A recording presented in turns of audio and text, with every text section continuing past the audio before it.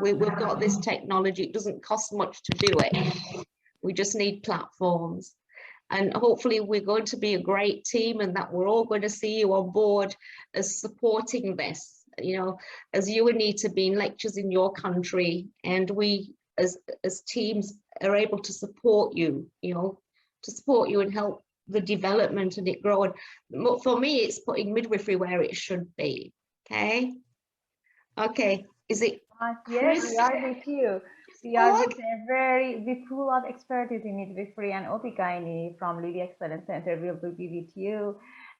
Try to keep in touch, and we have another upcoming online courses tomorrow, the day after tomorrow, and for our advanced midwifery course for 21st to 23rd December.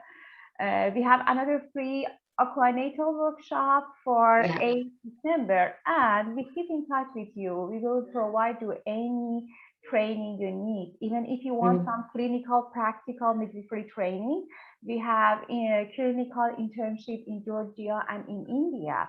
So you can improve your clinical skills with us, and always we can be together for different parts of the world. It was very fantastic. I didn't understand Anita is from China. Irene got it very fast. But Irene, are you agree to ask all of attendees to introduce themselves? We know that from which part of the world they are here. Are you agree? Yes. I think we can, let's go. If you can ask them to introduce themselves, please. Yeah, we can put it on the chat. So okay, so we've got, is it Chris Borg? Chris Borg? How do I pronounce your name, Chris Borg? Is it, you have to say it to me. I can't pronounce it. Can you hear me? Can you put your, that's it. Hi. How do I pronounce your name, darling? My name is Kristbjörg and I'm from Iceland. From Iceland, wow. And it's very interesting to listen because we have had like triple incidents of gestational diabetes in the last 10 to 15 years. Yes. And it's the midwives that do most of the teaching for the women during pregnancy with gestational diabetes. But it's also always good to have something new to teach. And I really like the videos for the women. I think it could help them understand better and have a deeper understanding of what the gestational diabetes is and how it works and what they need to do to keep their blood sugar levels low. Absolutely. And I think again that, you know, and this is what it is. It's like it's missing in midwifery education. You know, we're not trained in those things, and it needs to come back. And the women are not trained, and unfortunately, women are not taught in schools how to self-care or diet. So a woman will come to the midwife, and then we have only got the 9 months of pregnancy, less than that, 8 months, less than 8 months to educate these women when a lot of the damage is already done. Yeah. So midwives have to do an amazing job to fix a lot of damage that's already there. But it's possible. I've turned it around so many times, you know, in women. So we can all work together, I hope, and make this global and make a real difference around the world. So who have we got? Gail, you want to say something? Thank you. Thank you. Yes, I just want to say, when you were talking about midwives, I noticed myself up until I was 40, I was 120 pounds max. I became a midwife when I was 40. I got into stress, unusual hours, working on call 24/7, 365 days of the year because I was a home birth midwife. And I noticed with all my fellow midwives that all of us started gaining weight, and we kind of figured it out. It was too many middle of the night pizzas because we were starving to death. Yes. Too many eating and snacking during the labors of carbohydrate stuff given to us by the parents to feed the midwives. And now we understand, but everybody used to say, you know, wait a minute, we're all gaining weight here. And yet we think we're working hard. We think we're eating right when we're conscious of it. But it was the subconscious eating in the middle of the night and the stress factors that led us all to gain weight. I was the Yep. same. I went up to like 84 kgs, eating toast, snacking, people buying you cakes, when we grow up as kids, you only had your cake on a Sunday. We used to sit in the kitchen and we used to make the cakes on Saturday. And Sunday everyone would come and we would all eat some cake with our dinner, but we didn't have cake every day of the week. And now we're dealing with pregnant women or having baby showers, and they're all eating all these sweet goodies and everybody's baking this wonderful cake.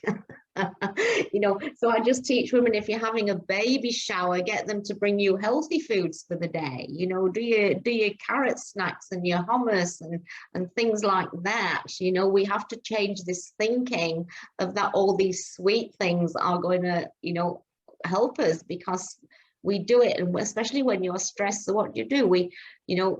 Students, what do you do when you're stressed? You're chomping at chocolate and candy bars and things like that to boost this energy, but it doesn't help. It just makes you more sick. Well, I just think what us midwives, as they say, need, like you're saying, need to be paying attention, because otherwise we are all going to end up being old fat midwives. And who wants to be an old fat midwife? Yeah, and the thing is as well is like because we're not trained in that, midwives neglect themselves. I look after lots of midwives homeopathically and holistically, and the midwives don't know anything about their own body, and I'm saying, well, how can you teach women if you don't know anything about your own body? Yeah, you're right. Yeah, it's like we've got this cycle of it, just of ill health, of poor maintenance, and we have to turn all that around. Yeah, so I can't talk with everybody tonight, but if you've got some chats or questions, you can just type them in the chat, and I can get through that. We've got another video. Well, actually, how many more videos have you got there for tonight? 1 or 2, Layla? You got 2 more? Okay, 1 more. Okay, so Layla's going to play 1 video, and then they're only very short ones, and then there's another one that I'll play from here. And this is like how we teach the women about monitoring their movements, and also like how the midwife assesses, but she actually communicates with the woman and identifies the issues. So Layla, can you put the next one on, darling? Lily? Is she there? We've lost her. Whoops, now I've lost all of you. Nope, I can see you. You can see me. I don't know what's happened to my video. Irene, which video you want to share now? Which one? Which part? Listen, put the I'll put you all back. You've got 1 more left, haven't you? On the there should be a monitoring growth, and one should be monitoring. Yes. Okay, monitoring growth. Yeah. Yeah, so you've got monitoring growth, so we'll do that one, and then I've got 1 more on the movements. Okay. Okay. Monitoring growth. Yeah, so you show the monitoring growth, and then we'll clip onto my share, and I'll put the other one on. Okay.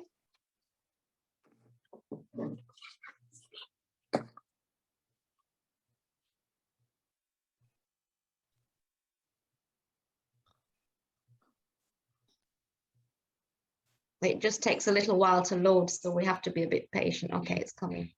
Okay. Monitoring baby's growth during pregnancy. All pregnant women are concerned about baby's growth and well-being. Here you will learn about finding baby's position, monitoring baby's growth, what to expect at your prenatal visit, calculating your due date. This is only an estimate date. The normal length of pregnancy is 40 to 42 weeks. To calculate the due date, take the first day of your last menstrual period, add 9 months and 7 days. A baby born at 37 to 38 weeks isn't early any more than one born at 42 weeks is late. Chickens lay their eggs on the same day, and the eggs hatch at different times. There's no 100% way of knowing when your baby is going to arrive. In ancient times, women calculated their due date by looking at the moon. They would count the cycles of the moon. Once 10 periods passed by and the moon passed through 10 phases, the woman knew her baby would be born soon. Bedouin women would count 10 moons and 10 days, which comes to 41.3 weeks. She would take note of what phase the moon was in. Research tells us that your estimated due date should be closer to 41 weeks and 5 days. Women knew long before obstetric calendars when babies normally come.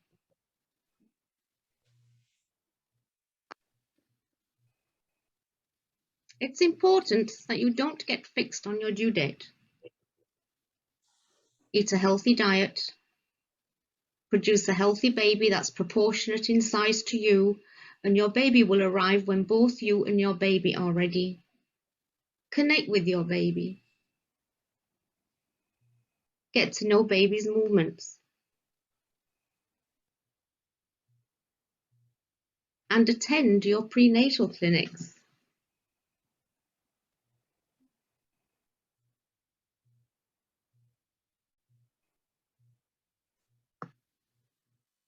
If you are unsure about your last menstrual period date, a dating ultrasound is performed, and the most accurate time is between 11.5 and 12.5 weeks.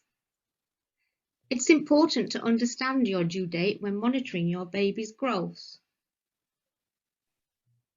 It's important to know your estimated due date if you have complications such as preterm birth, or your pregnancy needs to be induced for medical reasons.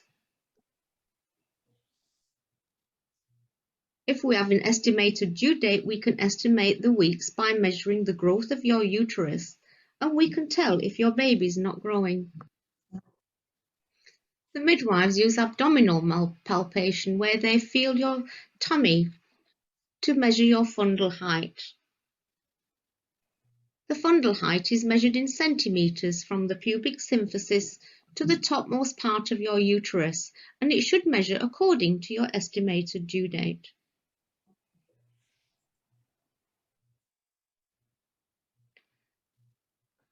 In the olden days, we used to use the finger method for measuring the fundal height. Your baby would be around 20 to 22 weeks at the level of the umbilicus. So your uterus measures a finger above the umbilicus by 24 centimeters by tape measure at 24 weeks. Measuring fundal height with fingers is not reliable, as some women have long waistlines and some women have shorter waistlines. And finger measurements can be a couple of weeks out. It's more accurate if the measurements are taken by the same person. Book your appointments to see your LMC. A customized growth chart is used to check your baby has normal growth. A customized growth chart is based upon your BMI, ethnicity, the weight of your previous baby in previous pregnancies. Fundal height measurements of your uterus are plotted against the weeks of your pregnancy. Plots come between 3 centiles. The upper centile is the 90th, the middle is the 50th, and the lower centile is the 10th. So babies should be growing between the 10th and the 90th centile. You can see the normal growth here.